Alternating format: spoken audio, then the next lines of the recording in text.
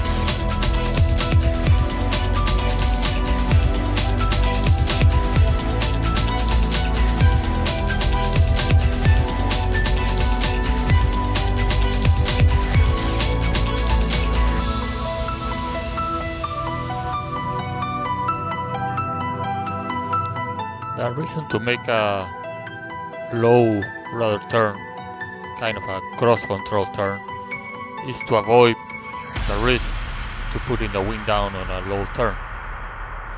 So I start the turn with, in this case, left rudder and right aileron.